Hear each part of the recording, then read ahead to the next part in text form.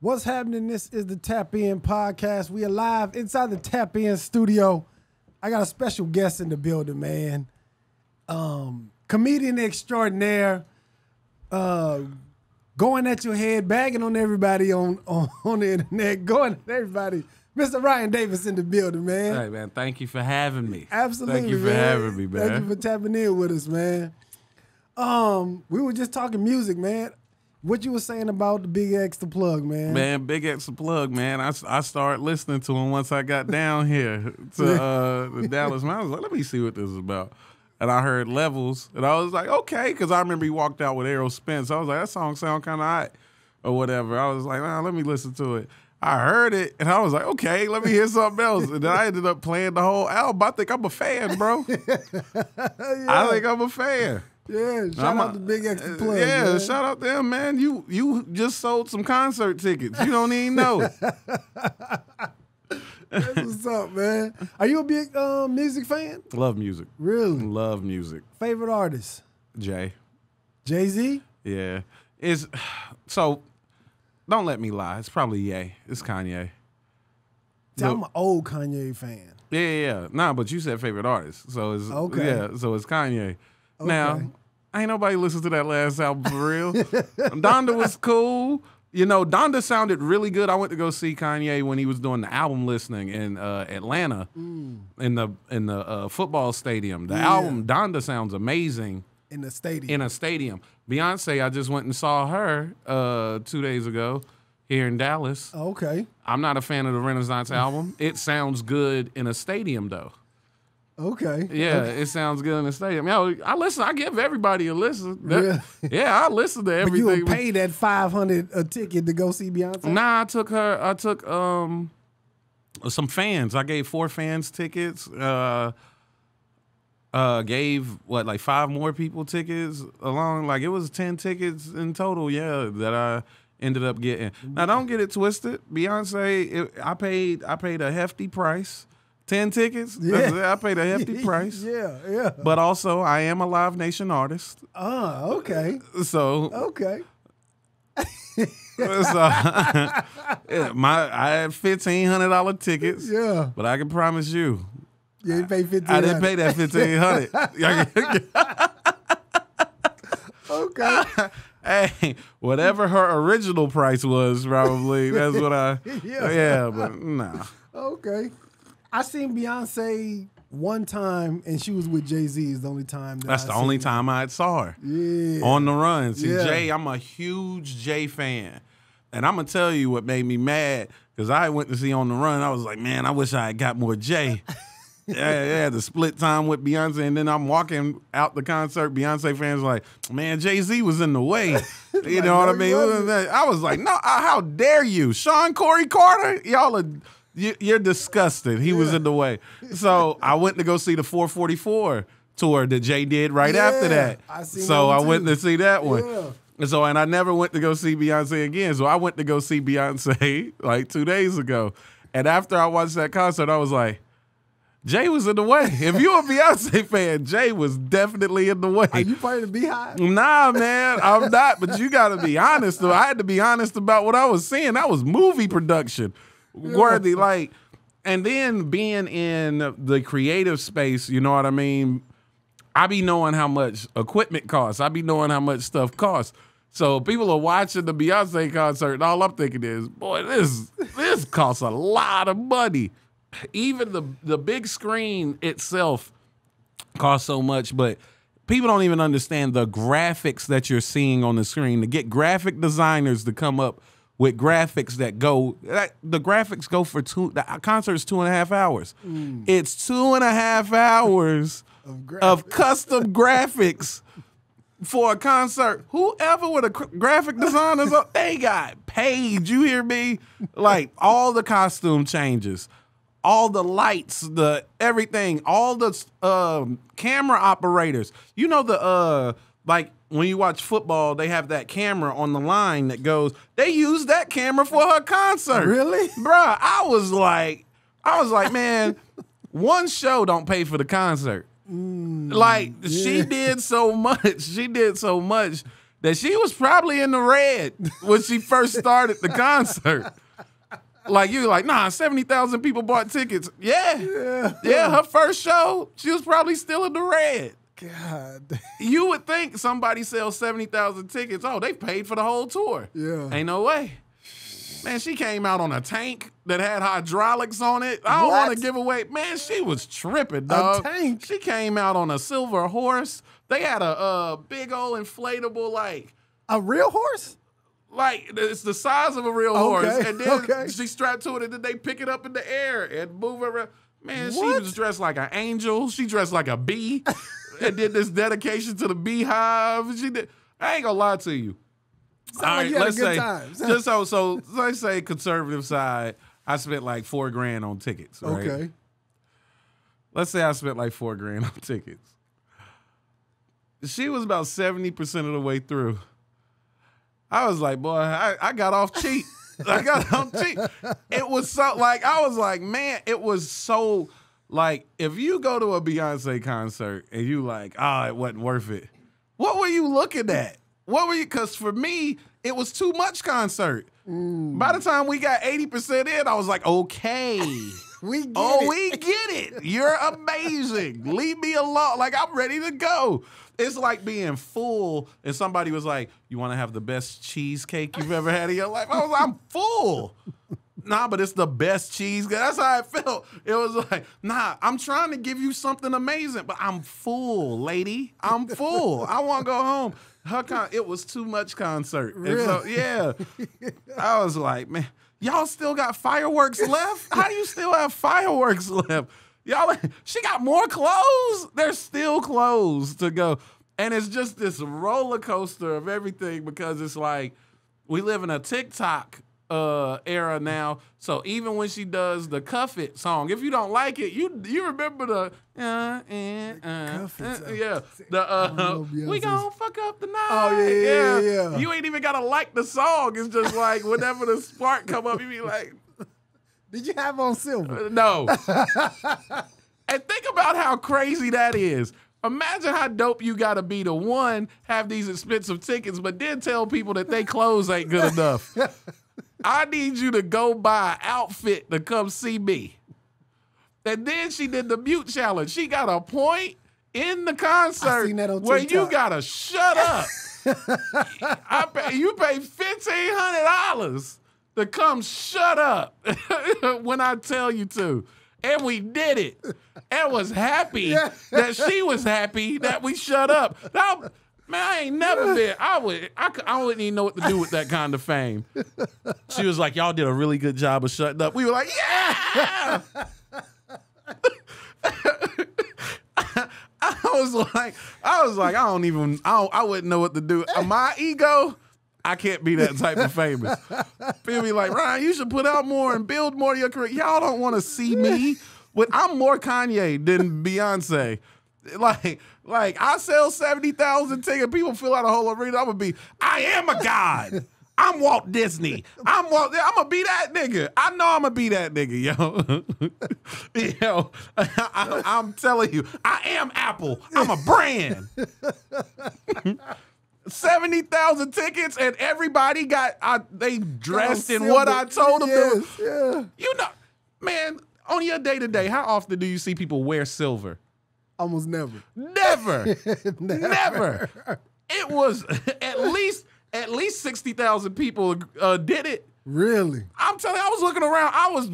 I was really one of the only niggas not wearing silver. Yeah. You gotta find silver clothes. That's not a thing that's just everywhere. And them cowboy hats with the shingles on them. Yeah, like, man, that ain't just everywhere. Man, it's not everywhere.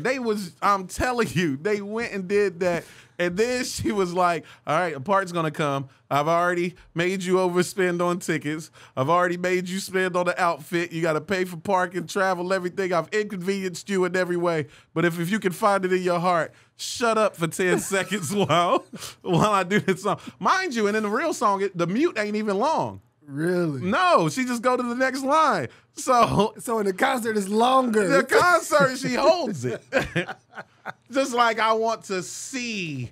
It's like, see, that's what I'm saying. I can't do that.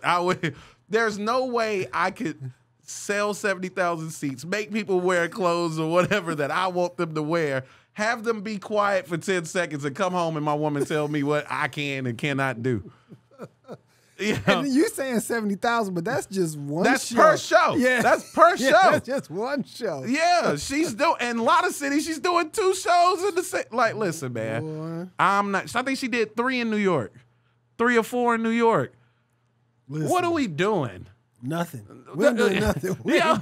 So I'm sitting there, I'm telling people, man, like, imagine that. And then Jay-Z was like, man, these dishes ain't gonna wash themselves. She looking at me like, have you lost your mind? You have lost your mind. You better use your hair. You better use that sponge on top of your head to clean these dishes. I ain't doing nothing. And I the thing is, she was so amazing that it made me respect him more. Expound on that. What Because I was like, this is your wife? This is your wife? Hey, bro, that it made me go. It's crazy when she had made that song "Upgrade You." He was like, "How you gonna upgrade me? What's higher than #1?" Like, I love that part because I was like, "Yeah, he Jay." Like, it's dope that he got like one of the baddest chicks in the game or whatever. But when I watched the concert, I was like, I don't know. That's probably one of your biggest bragging rights out of everything you've done. Beyonce is my wife is one hell of a bragging right. Because listen to what we just said she did. That's your woman. Listen, that lady makes you breakfast. This is my question to the Beehive, right? Is all of that performance and theatrics, is it a cover-up? Cover up, the music sucks. Okay. Now, this is the thing about, now, I don't need the Beehive getting on me. The music sucks, okay? I'm a big Chris Brown fan. That nigga music sucks too, okay? Sometimes, I like Chris. I love Chris Brown. Yeah. That nigga has gave us the same song at least 30 times. But it's just like, but it's okay. It's okay. That's what I was talking about with Big X the Plug. I was able to appreciate it because I could tell he cares. Yeah. He cares. And I know Beyonce cares. Beyonce, like my criticism to Chris has gave us the same song like 30 times. Beyonce ain't never gave us the same song twice. Yeah. Beyonce puts together complete albums with complete like themes to them. You know what I mean? She doesn't repeat her sound. No album is like the other album. She puts in real effort. So I understand the appreciation from her fans. That she does that. She's really I believe Beyonce is giving her all every single time. Yeah. Sometimes our all sucks, y'all. Yeah. You think I ain't put out something that I was like, this gonna kill him. This gonna kill him. And then they hit me with the, nah, that ain't it, Chief. Bro. That ain't it, Chief. I was like, okay. But I didn't cheat you. I gave what I gave. That's art. That's art in general. You know what I mean? And I'm at the concert listening to these poorly done songs. No, they're not poorly done. They're really great. They're done great. I just don't like them. Yeah, I just don't like it. She accomplished what she was trying to accomplish. Yeah. Like I have a brother who's in the LGBTQIA community. Okay. And I used to go to the gay clubs with him. Okay. I don't know that music when I hear like some of the songs. Like, oh, she nailed it. Okay. I didn't like the music then. Yeah. I don't like the music now. I don't like that kind of music. It stinks. It stinks. Okay. But hey man, like she good gotta give music every genre. Yeah. I mean every different kind of walks of life. If I drop the hottest bluegrass album out here, I ain't expect niggas to be like, boy, you did your thing, boy. I don't listen to bluegrass, but since you did it, you know, that's what her fans be doing sometimes. Y'all don't like electronic music. Y'all ain't listening to like some of the stuff she do. Y'all would never listen to that. But it's because it's her. Now you want to, like, man, nah. But the performance, Blue Ivy killed it. As a father of a little girl, Blue Ivy be going on. Man, Beyonce, this Beyonce concert is incredible because it takes you so many places. One, she comes out, she gives you a quick medley, letting you know, I got hits for days. Yeah. Love songs, ballads right off the front, bap. Then let me show you what it is when it comes to this particular album. She gets into the Renaissance joint. And she rattling off the songs. The performances are crazy. Got all this stuff going on or whatever. And then you're like, hey, man, this is a great performance. She was like, oh, wait a second. But wait, just in case you forgot. I got upbeat hits, too, and a lot of them. DJ. And then she rattle off hits again. It's like, nah, if you a fan of hers, because I'm a fan of people, right? Yeah. Like, I'm a Joe Budden rap fan. Are you? You see that? You see how you would take it back just then? Right? You know how many times I've tried to get people to listen to Joe Budden? They be like, nigga, if you don't turn this shit up. So I get it. I get it. Beyonce fans and Joe Budden fans, same people. Same people. When y'all, in the sense of, I really believe this is great music. I really believe it. I really believe. I will say this. Joe Budden had one album that I listened to that I liked. It was the Mood Music. Yeah, Mood Music. Yeah, that was the only album I was like, yo. I like Padded Room. That's my favorite. Okay. See, I don't know Joe albums like that. Yeah, but I'm saying, like Joe Budden, I was like, man, that dude is phenomenal. This group called Lil Brother. I'm a big Lil Brother fan. Fonte is one of my favorite rappers ever. I can put somebody on there be like, man, this is whack. Oh, you don't get it.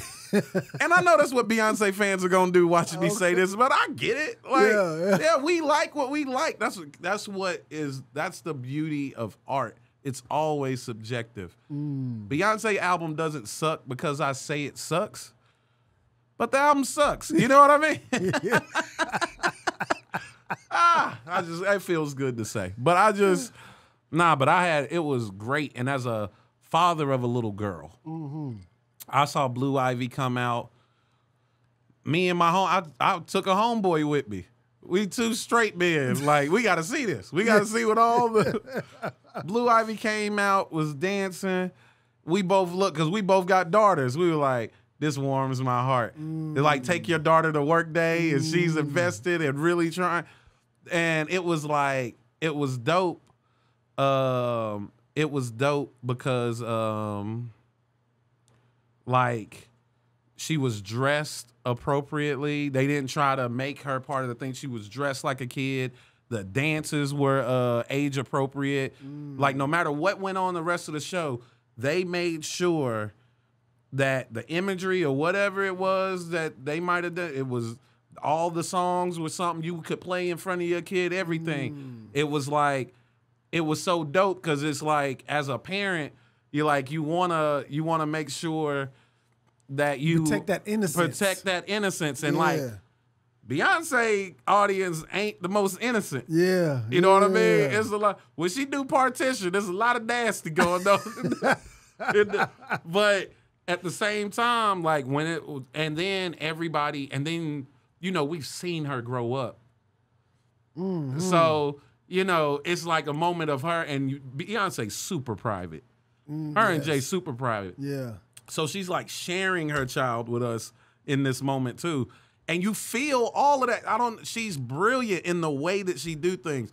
It's like, ain't no doubt in my mind she was wanting us to feel that. And I felt it. I felt appreciative. I was like, oh, she let us in. Yeah.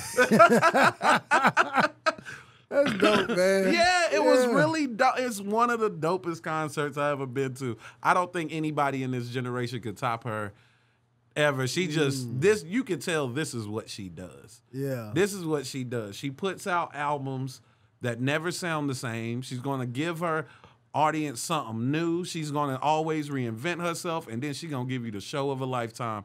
And if you want to be a fan of anybody, that's somebody you should be a fan of. Somebody who's going to try every time. Because I've been fans of a lot of people, and after 3 albums, nigga, they quit. They quit on us. What about comparing her to Ye and his live performance? I've never seen Ye live. Really? All I hear about is how amazing it is. You never went to a Ye concert? So I grew up poor, right? So I always thought concerts cost more than what they cost. So I always told myself I couldn't afford it. I had a real defeatist attitude.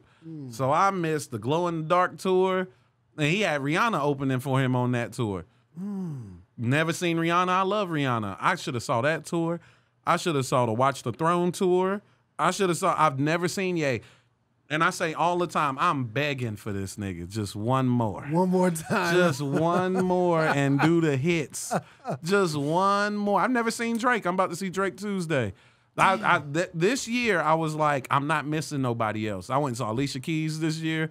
I went and saw 50. I went and saw I saw Janet Jackson. Everybody. If you got a concert this year, congratulations. Taylor Swift is performing. If you're black with a concert, I actually like Taylor Swift music. She's on tour. I heard her tour is great. Yeah, I actually know more of her music than some of the other people Really? that I've. Yeah, Taylor got hits. She got hits. That's what I heard. Oh yeah, she got hits.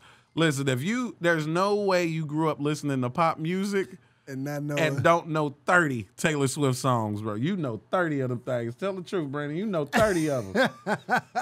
Don't lie, yo. Don't lie. When you're 16, you know it. You know it. Our song is the slamming screen door, sneaking out late, tapping on your window. When you're on the phone and you talk real slow, cause it's late and your mama don't know. Go ahead and you know the rest of it. Yeah, that's ain't nobody. I'm telling you, that's way out my box. Nah. If you gotta be in that genre of music. So like we started and said, I love music. Yeah. So I listen to everybody. It's people. I'm going to go see Usher whenever I get a chance. I gotta go. I gotta miss go. Silk Sonic. Touring, being a successful artist really messed up my opportunities to go see other people. And I'm like, I'm never letting that happen again.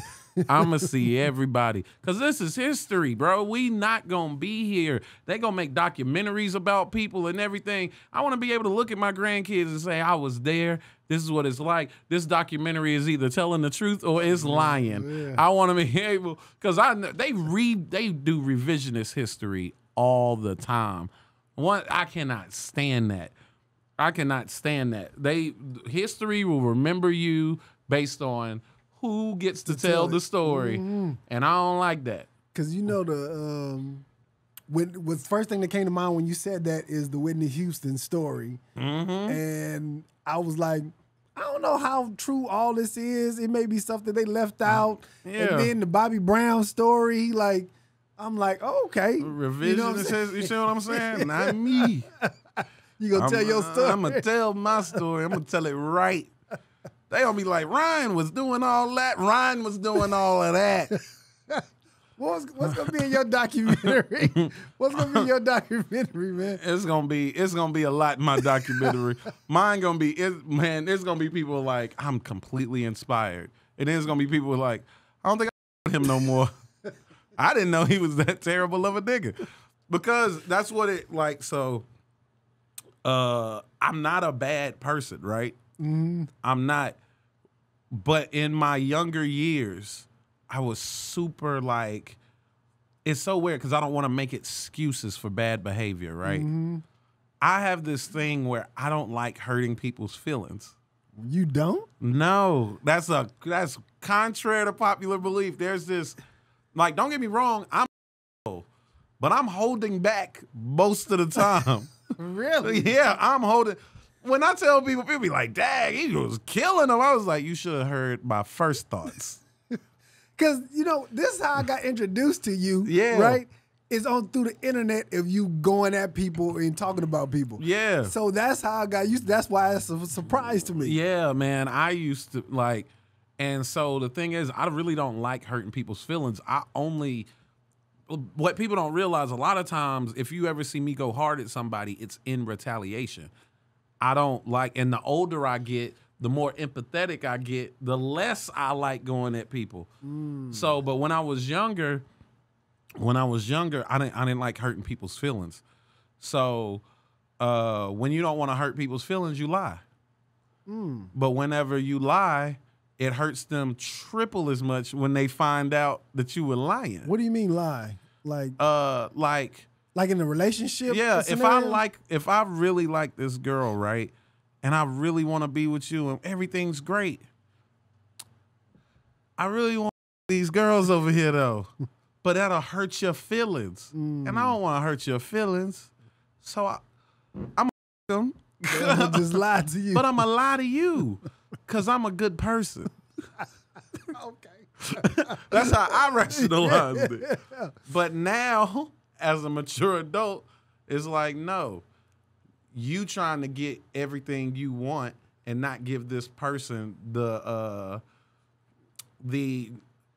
respect and the choice to whether to accept this or not. Because your fear is that they won't accept it. Right. It may hurt their feelings, but they actually would respect you more if you just told them the truth up front. But that takes maturity to understand. And listen, fellas, when I say they'll respect you more, it just sounds nice to say. They not really accepting of you keeping it real up front. There's a small group of women who respect that. And I don't think women really respect it. I think they'll still be like, no. There's a few that be like, nah, I mean, the nigga didn't lie to me. Cause I haven't met him. But this is the thing. You know how she gets there? A lot of niggas lied to her. She been lied to so much that the truth is refreshing. Oh, okay. Yeah. Okay. They don't come out respecting it. They don't respect it from scratch. Yeah. They're like, at least he ain't lying. All these other niggas lied to me. So now I can respect this honesty. At least he gave me the option or whatever. It's that. But fresh out the womb, no. No. So, fellas, if you want to stick out, tell her the truth. Tell her the truth. She been getting lied to since she was 16. You got it now. That's the cheat code. Yeah. They been getting lied to for 20 years. Then you flip it. Yeah. Tell the truth. Yeah. Now you different. Yeah. Yeah. You one of the good ones. Yeah. So, man, I want to jump back to something, man, because you started your career on the internet, man. yeah. How did you even get started? What even made you even want to start doing I call them rants. What would you call them? Yeah, it's rants, social Okay. commentary. Okay. Yeah, Okay. some combination of the two. Okay. So what happens is I was actually in school, communications major with a minor in journalism. So this is what I wanted to do anyway. Okay. I wanted to either do it entertainment journalism. I really wanted sports journalism. Big sports fan. Okay. And I went to school. I'm gonna tell you something about me. This is what makes I'm telling you, I'm a quitter. Okay. When I get uncomfortable, I quit. There is no perseverance in me. All right. No. That's why I knew comedy was what I was supposed to do. Because when it got hard, I ain't quit.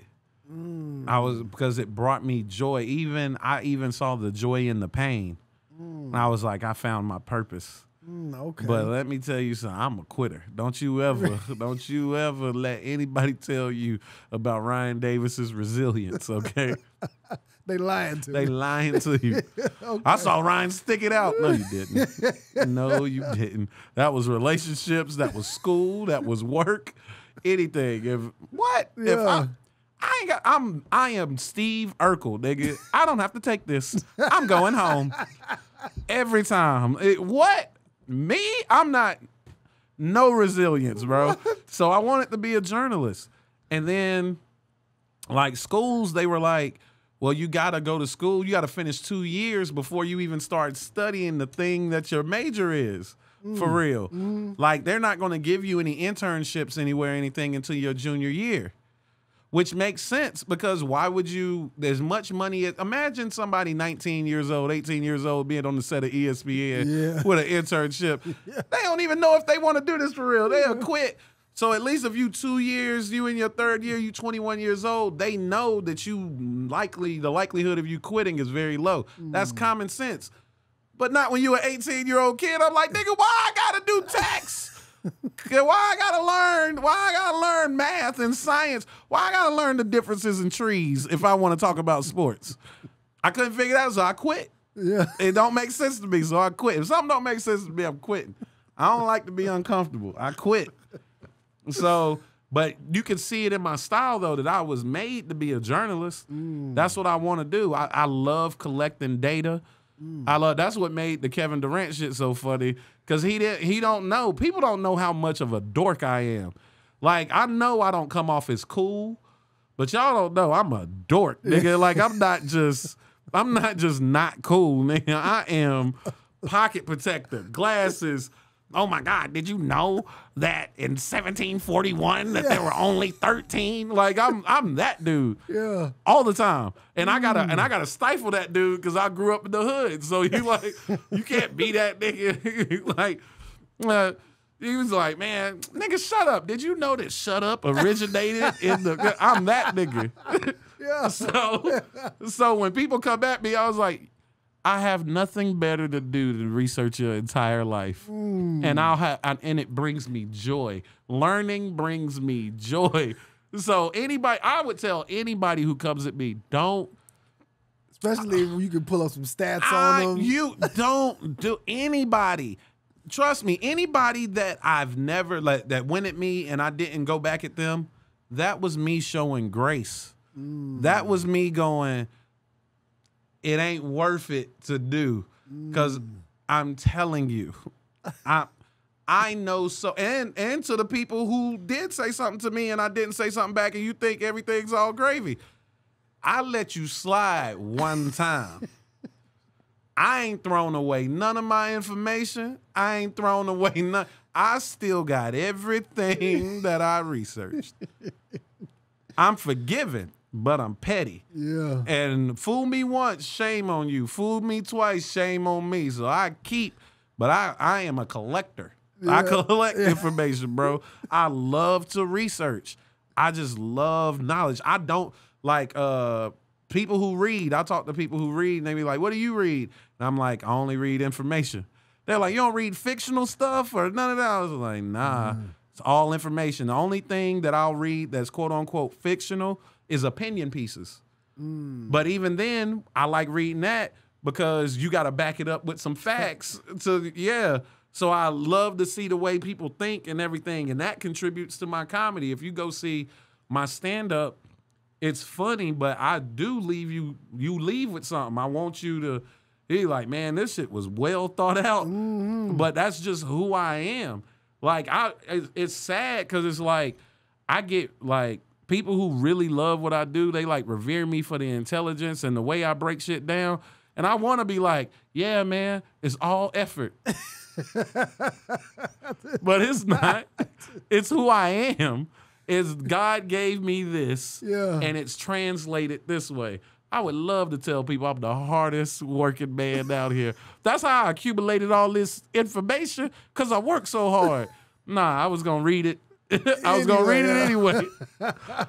Yeah, if I was a doorman at a hotel, I would have all the same amount of information in my head. Like, it just happens. Dave Chappelle said it. I think he said Robin Williams said it first. Is like, in comedy, everything in your brain is up for grabs. You can use everything. It's one of the only jobs you can have where everything. So I got a lot up there. Yeah. People be like, man, this nigga has some obscure references. I was like, man, believe it or not, that was the first thing that came to my mind. Yeah.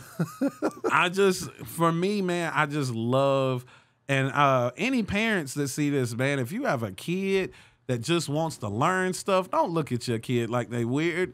Give them more stuff to learn. Just give them more, because they like it. I just like learning. I just like knowing. So I'm a big museum goer. People be like, man, you in my city, what you trying to do? Y'all got a museum? Nah, we got this club. Is it a club museum? Y'all got a discovery place somewhere? Anything like that? Yeah. Nah, man. Here's the thing. When I was doing some research, I did see the Kevin Durant rant that you went off on him. And the one thing that I was like, he is hitting him with facts about this defensive player, this defensive team, how many defensive players was on that team. I was like, damn, that shit is true. All of it. That shit is true. Like, I was like, oh, the whole Detroit team, oh, okay. But they had the Hall of Famer. He was the defensive first team in Wallace. I was like, Oh, 6 damn. points a game for his career. 6 points a game? That's I was the like, only Hall of Famer. I was like, Defense, damn. nigga. Like, man, listen, I'm telling you, all right, I don't know if you've ever seen Minority Report, the movie. With Tom Cruise? Tom Cruise, Yeah. when he's in there and he's just moving stuff around. Yeah. That's how my brain work all day. I'm just moving shit. And I'm like, oh, I need to make this make sense. Why is this here? And then I'll just go down this. I'm telling you, Google, greatest thing in the world for me. That's why I don't understand. People be like, I don't know. I be like, man, all the information in the world is out there. Yeah. And this is the crazy part. People who are lazy, see, I'm lazy in everything but my research. I'm not. So I'll learn something, I'll look it up, I'll see that, and I'll go, all right, so let me fact check this. Instead of just taking what it is. Like, I look up what I'm looking for, but then I have to get another source to match that, and then I got to get another source to get it. Yeah. And it's all fun for me. Even the way that I put my jokes together is like a puzzle. That's because that's the way I do it. I'll take something like, what is something that people say isn't funny? I want to talk about the stuff that people go, hey, man, ain't nothing funny about that. I'll be like, oh, really? All right. And then they leave and you're like, man, I can't believe that dude had me laughing about suicide. Yeah. God dang. Okay, I understand you more now that I got that piece. You know what I mean? I understand you more, man. That's crazy. Now, I want to ask you, because I moved from L.A. to here to Dallas. What was L.A. like for you moving there from North Carolina? I hated it. Really? I hated it. I love Dallas. What part of it did you hate? One, the sky is yellow. I'm not a big fan of Yellow? that. So you don't even know it because you just grew up there. You just be inhaling all that smog and you don't even recognize it. The sky is yellow, brother. Yellow. I don't know how y'all ain't seen it. How long has it been since you seen blue skies, brother? It is yellow. The sky is yellow. All the palm trees are dead except in Beverly Hills. That's the way they're supposed to be leaning. That's the way they're supposed to be leaning, right. The homelessness is out of control. I heard that it is It's now. out of control. And listen, don't be going, Ryan hates homeless people. No, I don't. I think it's sad. And we treat homeless different where I'm from. In the South, we treat it differently. We don't look at them like ill. I look at them and go, this is an unfortunate situation, hopefully. Because my first thing is like, where's the family? Where's the friends? Where's the anything? So if you see somebody homeless where I come from, more than likely they're pushing away the help. You know what I mean? Yeah. There's people trying to get them out of that situation, but whatever they're going through mentally or whatever, they're not accepting the help. In LA, oh, yeah, the niggas just ain't got the rent. Niggas just ain't got it. And everybody is cool with that. Yeah. Everybody's just cool with it.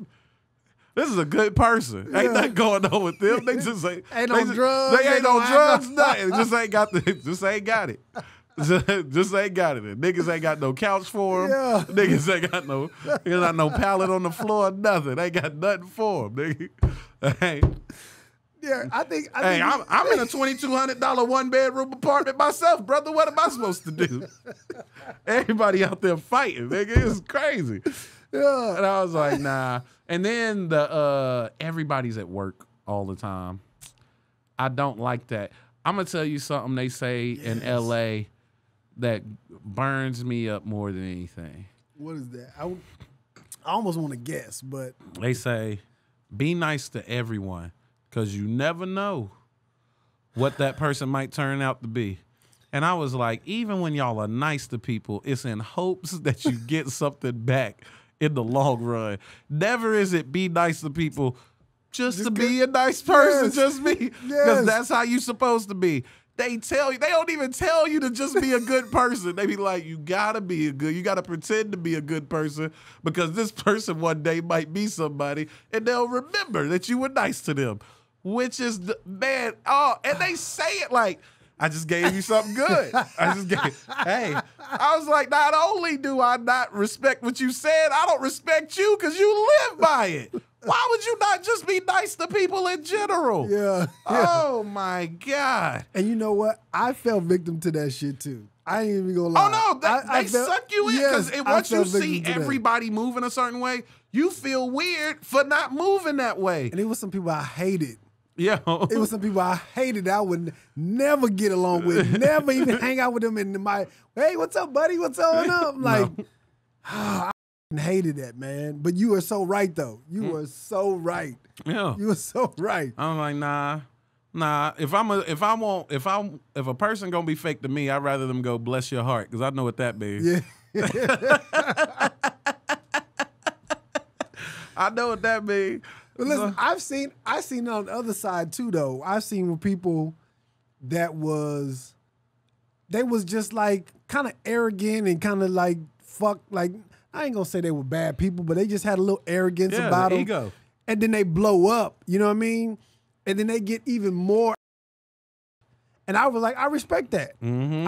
I respect that. That's who you were. Exactly. That's who you were the whole time. From the very beginning. Yep. I almost want to call his name, but I'm not. Look, I don't change either. But I'm going to tell you the weird thing, too. I didn't fit in, and some people don't like me because of one thing you'll learn, because I know the bigger I get, there'll be more stuff to come out. The hate will get realer and realer and realer. One thing is I'm antisocial, but I will be social for the sake of survival, right? Mm-hmm. But I moved to the beat of my own drum. I'm a weird nigga. I know this. But in that space, everybody is moving a certain way. So I look like people see my weirdness and my antisocial. And because when you're weird and antisocial, you're the weird and antisocial nigga until you're famous. Right. Or you're popular. Now they look at the reason you're being weird and antisocial is he think he better than us. He think he too good to do this. No, nigga, I'm scared. I don't talk to people I don't know like that. That's not a thing. Yeah. I only have my group of people that I'm cool with that can get me out of my bubble. But I'll be in my bubble. They're like, look at this nigga. Forcing everybody to come to him to talk. No, I don't want nobody to come over here. That's why I'm in the corner. I'm in the corner because I don't want nobody talking to them. It's like this nigga couldn't even say hey to nobody. He way over there in the corner like he too good to socialize. No, nigga, I don't socialize. I'm not. It took me 2 hours to even make myself come here. Really? Because they told me, all right, you got to make yourself part of the group. Ain't nobody gonna know that you got anything going unless you show up. So it took me 2 hours to show up. And then I finally get there and y'all say I'm an asshole because I ain't talking to nobody. I'm like, man, I don't know what, like that, the environment is so sick to me in LA, but at the same time, it's so much like the hood. How so? Because it's all based on survival. The reason all the things you don't like about the hood and all the things you don't like about Hollywood is because niggas is just trying to survive in this space. They're all looking for their piece. They want some part of it. You know what I mean? And I being from the hood, I looked at it, I was like, oh, this is just a different brand of sick.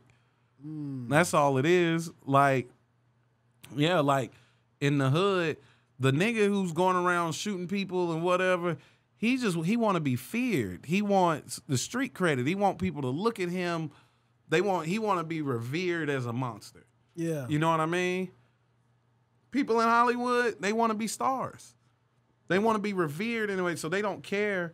They don't care what they do or how people view them. They just got to get there. They'll step on their own friend. They'll steal scripts. They'll, you know what I mean, steal ideas. They'll do whatever it takes. And then this is the messed up part. After they steal from you, you got to smile. Because you never know what this person is going to be someday. That is the weakest. Ain't it weak? It's so weak. That is the weakest shit ever, man. But ain't no way. That is ain't no way. That's where I'm from. That ain't how it work. That ain't how it work. You just got to eat it because you never know. Because it be like, yo, you man, you cuss him out and punch him in the face, and now he the president of Paramount, and you need to get this movie greenlit. He's like, who's all involved? He's like, Ryan Davis. I'll never greenlight anything that Ryan Davis is a part of. And not because I'm a bad person, because he did something bad to me and I punched him in the face. If anything, you should be like, yeah, I owe Ryan one. But no. So nah, man, a lot of times people think that they get points from being around you in the game. Like, let's say I say, I'm going to do a tour. I want the best comedians possible for this tour. Niggas who are my friends are going to be like, we going on tour? I said I want the best comedians possible.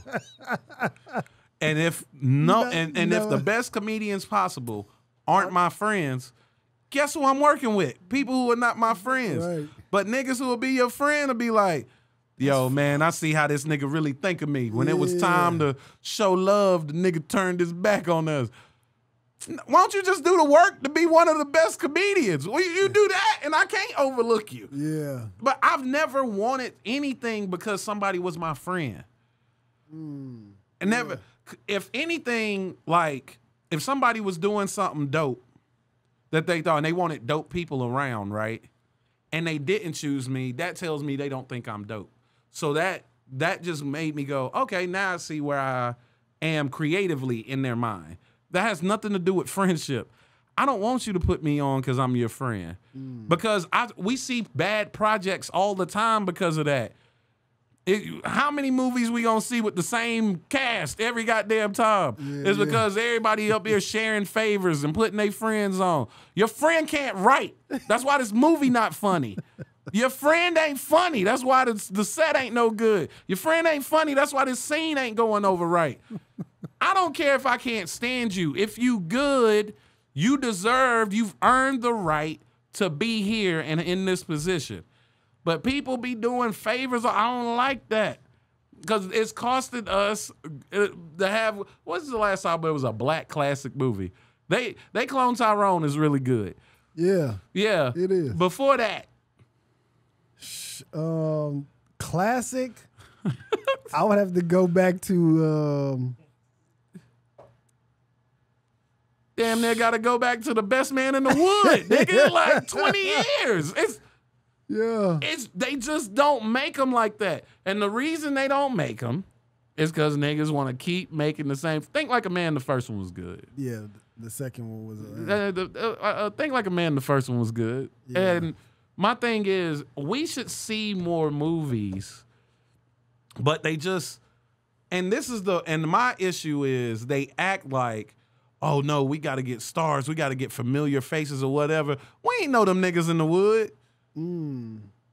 I didn't at the time. But let me ask you this. When it comes to movies, right? I feel like with black people, our reality is such like so rich that when it comes to movies, we can't make anything that's really not believable or that's kind of far-fetched because it's like, man, that ain't even relatable. Man, I hear that, but I push back on that because we don't know what we like because we won't show it to us. You think there ain't no niggas that watch Star Wars? There's niggas who watch Star Wars. Why can't we do nigga wars? I'm sorry. That was inappropriate, guys. That was inappropriate. But what I'm saying is we don't know what we like until we get it. Like, because I'm super sarcastic and super passive aggressive, right? And they never show black people like that. They always high energy, super funny that way, right? I thought I was gonna fail. I'm like, don't nobody want to see no low energy, sarcastic ass, fat dude. Don't nobody want to see that. And then millions of people was like, I've been waiting on this. I've been waiting for somebody just like this. That's another reason why I think Issa Rae is so dope. Exactly. We didn't know we needed it until she gave it to us. Yes. Atlanta, we didn't know we needed it until he gave it to us. So they got to stop making one type of black person. I like Power as much as the next nigga. We don't need 5 Powers. We don't need Snowfall. We don't need how much crack? How much crack is the black community gonna put on TV, nigga? How much crack? It's either niggas gotta be doing crack or it gotta be churchy. It gotta be crack or churchy. I'm like, man, there's tons of niggas not doing that. Yeah, just average. Regular. Yeah, I grew up in the hood, right? Yeah. With two parents who were high school dropouts. They had 6 children. None of them sold crack. None of them are currently in jail. None of them are in gangs. That's a thing that happens. Everybody got jobs. Everybody is living a life. They have relationships. There's ups and downs in everybody's life that doesn't use gun violence, drugs. And it's like, that's it. That's the only thing out here. Yeah. Gun violence, drugs, and problems in the church. That's it. That's all we got. No. I'm just like, man, come on, man. Somebody. So when Issa Rae came by and did Insecure, I was already a fan because I was a fan of Awkward Black Girl when she did it on YouTube. I seen a couple of them episodes. Yeah, and they don't play I went back and watched them. They don't play the same as they did in the time. At the time when they came out, that's just like any show, though. Yeah. You know what I mean? I think Sanford and Son is hilarious. I could only imagine how funny it was in the time. So that's how I look at Awkward Black Girl. Like, I'll watch it, and now that I've seen Insecure, Awkward Black Girl isn't as good, and it's not supposed to be as good as Insecure. So going back and watching it don't really do any justice. But at the time, you look at the content that was on YouTube at the time, especially for a black woman writing it, narrating it, everybody was that, man, the storyline of it. I used to laugh all the time watching that shit. And then when I remember I was performing in Caroline's for the first time in New York, and I was just walking down Times Square, and then I saw Issa Rae on like a inflatable donut in a pool, and it was like Insecure. Issa Rae, I was like, she made it to HBO. I felt like a proud cousin, dog. I was like, good, bad, or indifferent. Whatever this show ends up being, I'm watching it. Yeah. I'm watching it. And I started watching it, and it was good. And I was like, thank God. Because it was like wanting to see a cousin, like, make it. I was so invested in her success. And then I was already a fan, and then I got a call. They're like, hey, man, we need you to audition for Insecure. And the first audition they gave me was for a sex scene. I was like, I'm not getting this. I don't know a lot, but I know I'm not getting this. I can guarantee you I'm not getting this.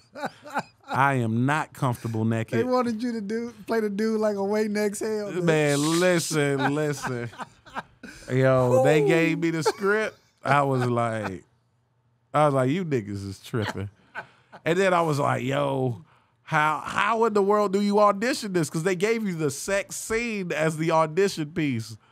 Like the post-sex scene. Yeah. Like, yeah. And you're like, how do I even? No. They had the sex scene in it, yeah. And I was like, how are we supposed to do the sex scene? Man, you get there, they were like, hey, that chair, that's hump the chair. I was like, what you talking about? And you got to switch positions because it says switch positions. Like, you turn her over. Yeah. And it's just niggas at a table, like. 3 niggas at a table. Hey, I don't like the way you're saying it. You got to smack her ass this time. The chair? Yeah. Smack. Well, I got to feel it. It's got to feel real to me. I was like, I'm not getting this. Yeah. I'm not getting it. Do you think, I mean, with the space that Issa Rae made, you think there's space for you like to do your own? Absolutely.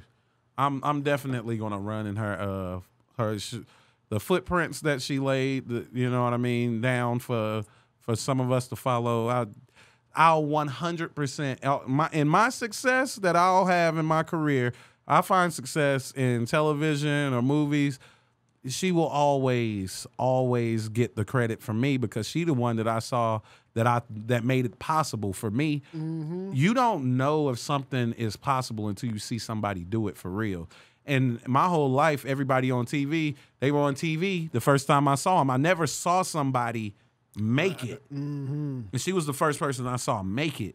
And she didn't have to really change who she was to do it, and it was inspiring. That's why my biopic is going to inspire niggas. It's going to be people that hate me, like I said, but it's going to be niggas that's like, man, that's really, I hope to inspire people all the time. Like when I tell my story, when I talk about my parents and my siblings and the life that I had before, people will be like, man, you shouldn't tell so much of your business. No, there's somebody who's going through this who don't believe you can be seated here or sitting here with these circumstances, but you can. And that's the problem. I feel like not enough people tell their stories, and that's why we got so many crack stories and whatever, because ain't nobody telling their stories. There's some really good stories out here where people got real trials and tribulations that, you know what I mean? And everybody wants, it's theater. Everybody's life is theater. All of us are going through the ups and downs and everything. Man, Nipsey Hussle's story is a story. We were just talking about that. That's a story. Ain't nobody got to make that up. Do that story. Right. You ain't even got to say it's Nipsey. Right. Make it a dude named Ronald from Indiana, but just do the whole story. Yeah. That's an amazing story.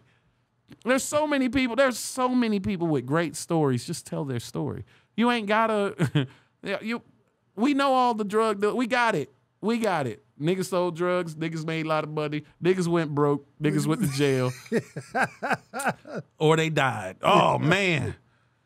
Every time they start a new drug movie or a drug show, I'll be like, wonder how this is gonna end.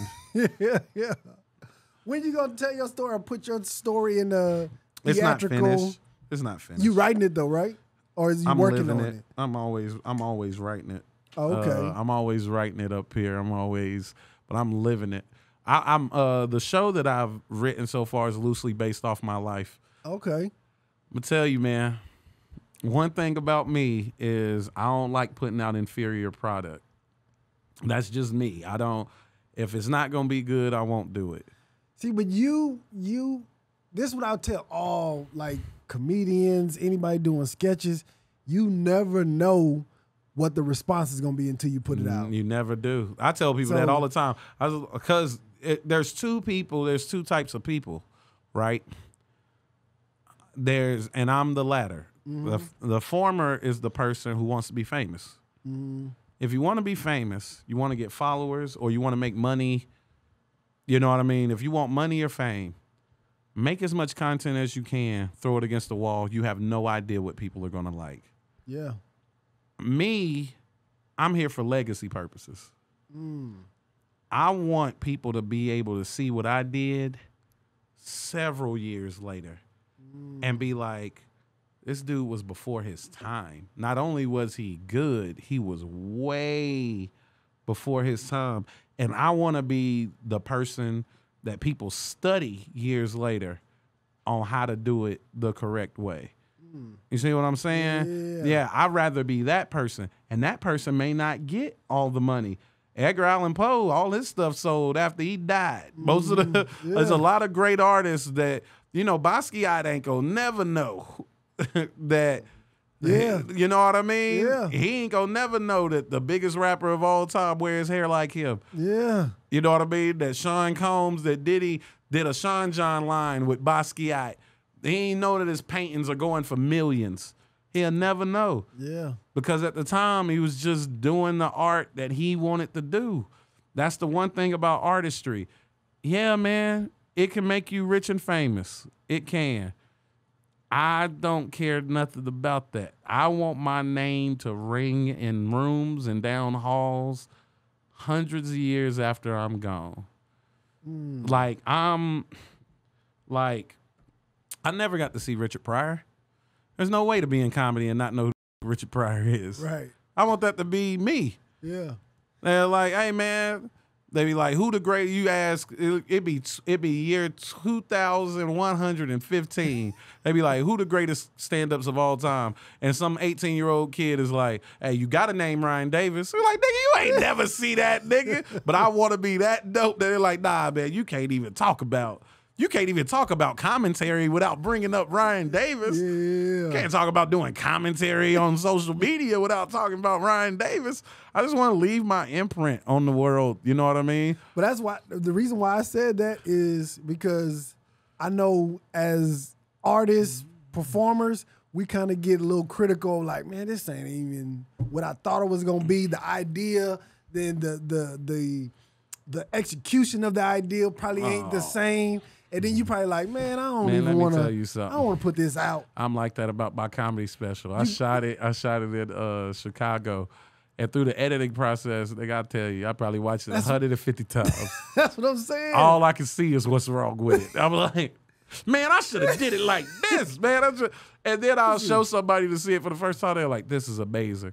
You got to put it out. I was like, you know what? I'm way too critical of myself. But that's the thing. I'm not afraid to put stuff out, though. I'm really not. I'm going to tell you what burns me up. When I half-ass something and it does really well. Burns me up. I was like, you niggas don't even. This is sardines. You niggas is eating this up. I did. Like, sometimes you got to throw shit out just to stay in the algorithm. Yeah. And I just throw some shit out. Niggas be like, this is the best shit you ever done. I'll be like, man, don't disrespect me like that. Don't disrespect me like that. Listen, Say you like it. This is not the best shit I've ever done. I know for me, as just doing this and doing stand-up, I know for me, I have to separate it. Like, in the moment, I'm all in. But then after it's done, I kind of try to emotionally pull back from it. You know what I mean? I'm going to tell you, that's hilarious because with my commentary, people think I actually care about the shit I talk about in my commentary. I'll see people 3 weeks later like, do you really think? I was like, I said that? I do the research to do the thing. Yeah.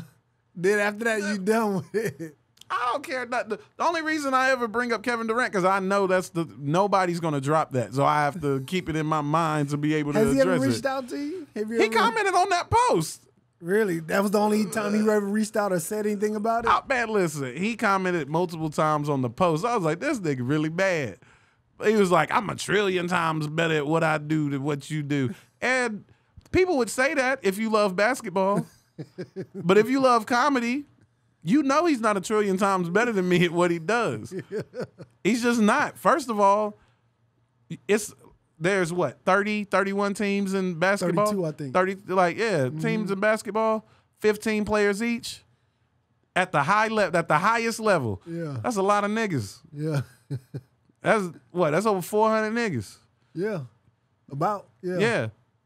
You think there's 400 national touring comedians selling out shows all over the country? No. Hell no. You think there's 400 comedians that's recognized in multiple continents? No. No. No, not even. I'm one of very few. Yeah. I'm really good at my craft. And then you want to talk about all time? By the time I retire, all time? Man, I might be in the top 5 all time when it's all said and done. Lord willing, he lets me live long enough. I don't know. I might be in the top 5 all time.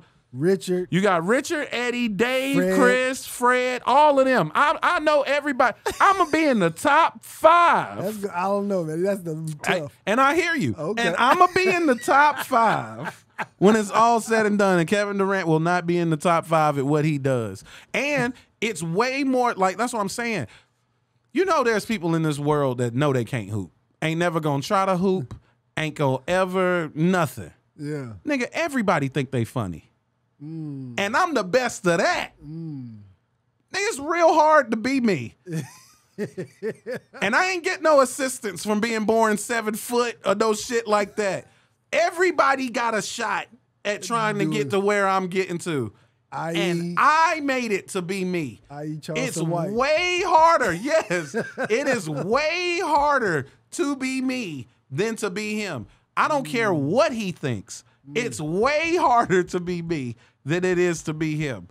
And people don't see it that way because for some reason people respect basketball over comedy when I gotta make jokes no one's ever made before.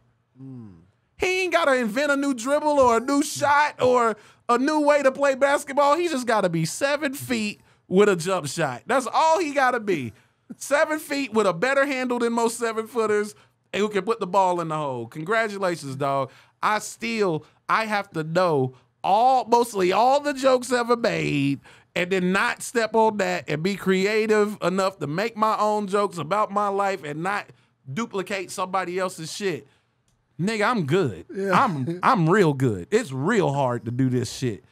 And just because people don't respect comedy don't mean that what he said, that, man, I don't validate that corny shit he said. It's not, I'm sorry, dude. A lot of niggas can hoop, bro. I'm sorry, bro. There's a lot of niggas out here hooping. Not good, though. Yeah, but not good. There's a in lot the history of basketball, it's a lot of niggas is hooping. It's a lot of niggas. It's niggas that's been the top. Let's say he's always been top 5 in the league throughout his career. That's great. You know, over the history of basketball, you know how many niggas can say they've been top 5 in the league at some point? There's a couple of people. It's a lot of people. We going back to the 50s and 60s. There's a lot of people who can claim to be top 5 at the time. Yeah. Nigga, he made the top 75 team, right? We can't even do a top 75 comedians all time. Yeah. There ain't even a top 75. That's how exclusive the fucking list is. So if I make top 75, nigga, do you know how amazing I gotta be? And I'm shooting for top 5. Yeah. So I ain't really trying, like, when he say that, I just be laughing, man. People talk about other people's crafts because they don't understand. And I get it. I want to know, how did you and Kevin Durant even get into this? Or because it was on like Bleacher Report or House of Highlights or some shit. You just made a comment? I made a comment because he was like, defense don't win championships. Yeah. Offense wins championships. Yeah. And I was like, and that's probably why you ain't won nothing since you left. Yeah. Which some people could be like, oh, you tried to slight him. No, I'm saying that's probably why. You know, look, if I said diet ain't got nothing to do with losing weight, and then somebody said, that's probably why your ass is fat right now. It's probably why my ass is fat right now. Yeah. Just because it sounds like a slight don't mean it ain't real. Yeah. If I say something stupid like that, man, diet and exercise don't mean shit. And somebody go, yeah, I can see why you fat. Yeah. I can see why you fat. Nah, man, sometimes the truth sounds mean. But I can see why you didn't win a championship. I can see why you ain't done nothing since. Because you don't understand the importance of defense. Nigga, the Lakers were bad last year. But Anthony Davis was leading everybody in blocks and everything through the playoffs. They made it to the Western Conference Finals. Defense matters. If you get a great... And the thing is, some people are like, well, Rudy Gobert win Defensive Player of the Year. Rudy Gobert to me is not a great defender. Rudy Gobert is 7'3" and puts effort into blocking shots. But to be a great defender across the board, you got to be able to, when you're a great defender, you can stop somebody from doing the things that they want to do easily. That's what being a great defender is. It doesn't necessarily show up in the stats. When you watch Tony Allen play, when Tony Allen was playing, man, he could lead a game with 0 points, 0 rebounds, 0 steals, 0 blocks. He'd be like, man, Tony dominated this game. He dominated. Them niggas couldn't do nothing. But I think that was just Kevin Durant leaning on his abilities, right? Yeah, because he's a great offensive player. Yeah. He ain't necessarily the best defensive player, you know what I mean? But when people criticize me about not being funny, right? I ain't funny. I'm good at comedy. I'm not, like, naturally funny. There's some niggas out here who are just funny. Yeah. Ain't nothing you can... Mike Epps is funny. Yes. I don't give a fuck who you talking about. Yeah. Nigga, Chris Tucker is funny. It felt like they were just throwing Chris Tucker in movies in the 90s. It was like, make it funny. Nigga, man, this nigga in Rush Hour came in and the nigga had a gun. He said, MC Hammer Daddy, put the gun down right now. I know they didn't write that. Ain't nobody wrote MC Hammer Daddy, put the gun down. And why is that in your fucking head? Why is that? You know, I'm not funny like that. I'm not. It would have never, no. I would have had to do some research on that nigga. I would have had to do some research on that nigga to find out how to break. That's me. Yeah. I'm more calculated. I'm not as funny as some of these people who are naturally funny. So if you love a naturally funny person and you go, Ryan, don't do it for me, I understand. But that naturally funny person ain't gonna never write no shit cold as what I write. So you win some, you lose some. It's whatever. Yeah. But you got to be honest with yourself. And that man is not honest with himself. And that's why I was like, when I put in my video, I was like, to tell me why the teams with the top defensive efficiency always win the title. Only one team was bad in offensive deficiency. I mean, in defensive efficiency, and it was Kobe and Shaq, nigga. I'm gonna give Kevin the benefit of the doubt. I think sometimes he probably just be saying shit in the moment. Yeah. He probably didn't mean it. He know who he was talking to. Yeah. He just didn't mean it. He just like. No. He meant it, but he didn't know who he was talking to. I was like, bro, you won the scoring title and Russ won the scoring title the next year. Y'all were on the same team and you still didn't win shit. So offense, you take that offense shit on somewhere. Don't nobody want to hear that shit. I've never heard. I played sports all my life. No one's ever said that shit. Offense don't win no championships. Yeah, I've never heard nobody say that. Peyton Manning and the Broncos broke scoring records. He threw over 50 touchdowns, everything. Man, they ran up against the Seahawks and got blown out. Because if you cannot score, you cannot win. Sonic boom. Nigga. Yeah. That's the thing about the Bulls teams. People are like, man, Jordan is a bucket. Jordan is a bucket. You know who wasn't a bucket? His team, nigga. They had to play defense. They were playing defense. Go watch the Bulls. Them niggas was playing. Defense. When you say Jordan went 6-0, the Bulls went 6-0, nigga. They were locking niggas up. Only they would let one nigga get off. Only one nigga could get off, and that nigga had to outscore Jordan. And you know what you're not gonna do? Outscore Michael Jordan. Yeah. Man, people forget. People are like, man, Jordan averaged 40 in that series versus Phoenix. Yeah, because Barkley averaged 38, nigga. He had to. They had no answer for Barkley other than Jordan. You got to outscore Barkley, man. That was the thing. It's like, yeah, offense matters in that, but everybody shutting everybody else down, no, that's defense. Yeah. There's a reason why your team, the Bulls lost to the Orlando Magic. They didn't go get another scorer. They went and got Dennis Rodman, nigga. Hey, man. We need Horace Grant them not to be scoring like that. Yeah. We'll figure out the Penny and Shaq shit later, but we need Derek Anderson and Scott and the fucking Horace Grant not to score. Okay, so hey, everybody, Ron Harper, everybody, all hands on deck, D up, and then they swept them. That's how it works. It's defense, bro. And anybody who's like any NBA team is like, no, we gonna put together all this offense. Man, that don't mean nothing, because what's gonna happen when you play a defensive team? That's why Popovich kept winning all those championships. Suns was trying to score like crazy. Rockets was trying to score like crazy. All these things, and then Tim Duncan then was like, we gonna run the whole shot clock out. Yeah. That's why when the Lakers had Malone, Gary Payton, Kobe, Shaq, all. It was like, yeah. It ain't work because you won't play defense. And who they lose to? The best defensive team. Detroit. And all that. Detroit barely had a nigga score 20 points on the team. Yeah. And they just, man, Tayshaun Prince, he was just long. They were like, hey, go play defense. That's all they asked of him the whole time. Man. I'm going to get you out of here, man. What do you got coming up? Like, for people that can follow. Oh, man, just follow me on social media, man. All social media platforms. Ryan Davis Comedy. I'm not that on Twitter, I don't think.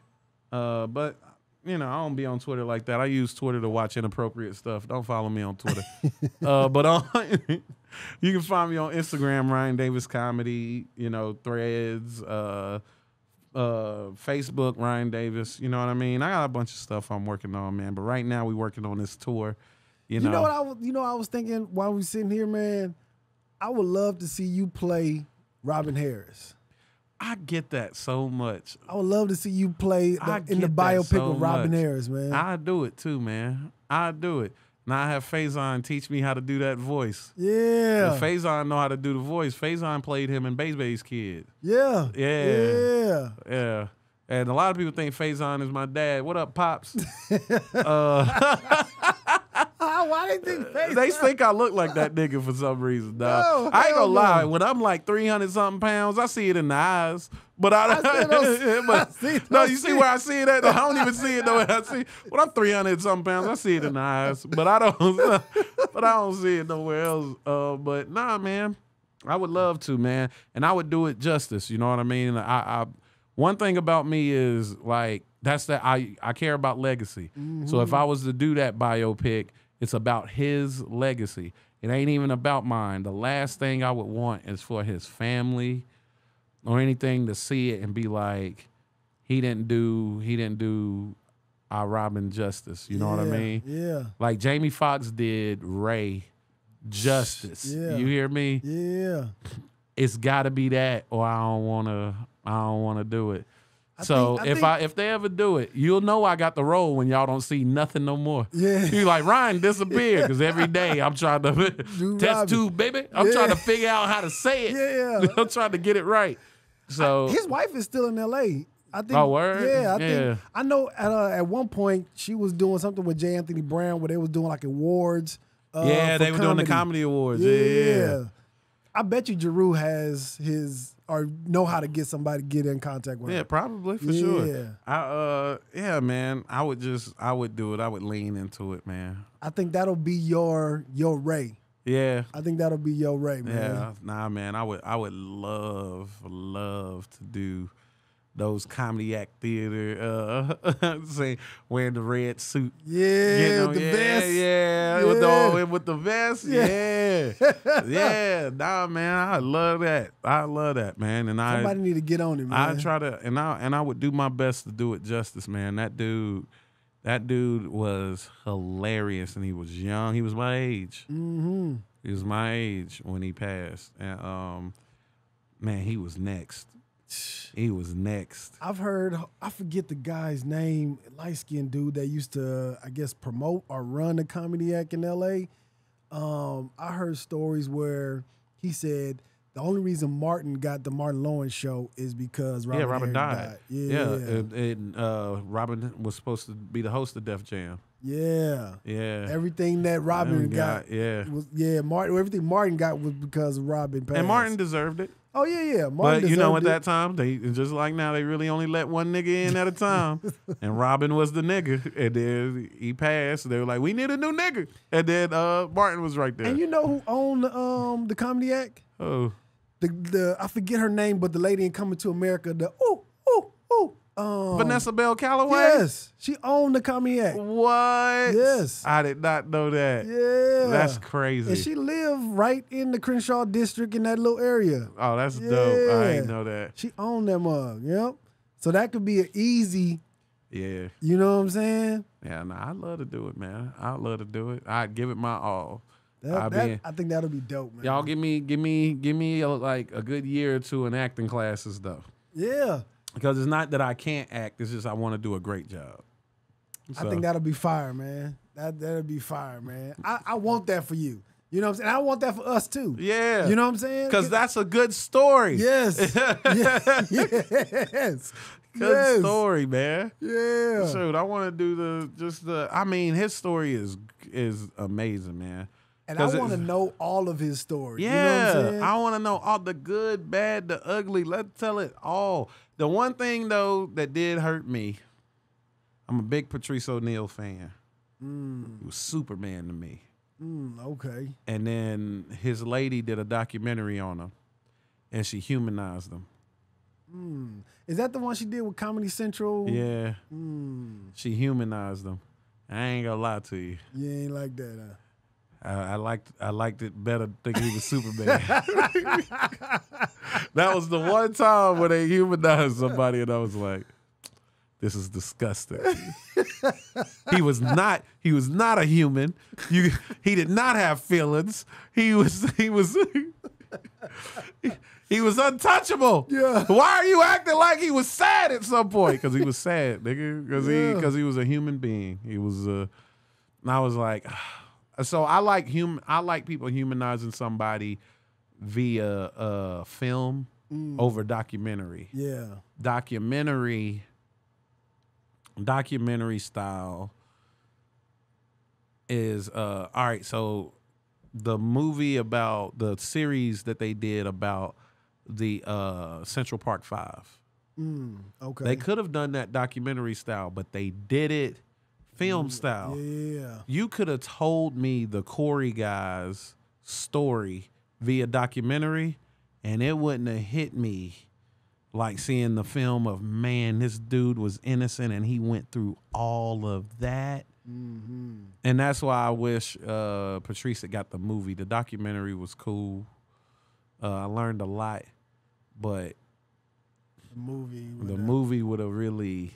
See, I think the movie would have really did it. Yeah, it probably would have definitely been a lot better. But you got to get somebody to play him. Yeah, you got to look like him in some kind of way. I know they say he was a big dude. Yeah, it's hard to find somebody to.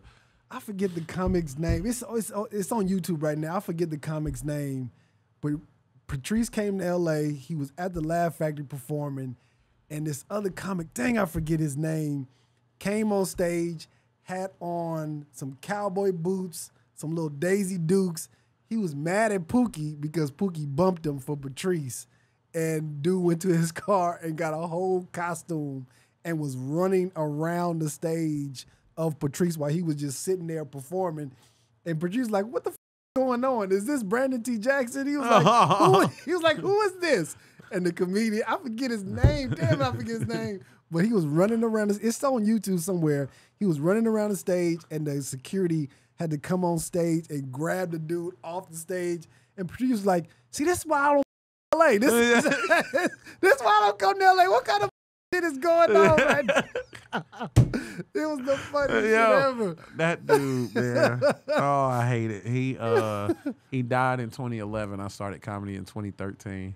Never got a chance to see him, meet him, nothing. Really? But in my eyes, that's the king. Man, shout out to Patrice, man. Shout out to Patrice O'Neal, man. Yeah. Yo, man, thank you again, Ryan. I appreciate you tapping in, man. Absolutely, man. Absolutely. Yo, man, thank y'all for tapping in. This has been the Tap In Podcast. Holla.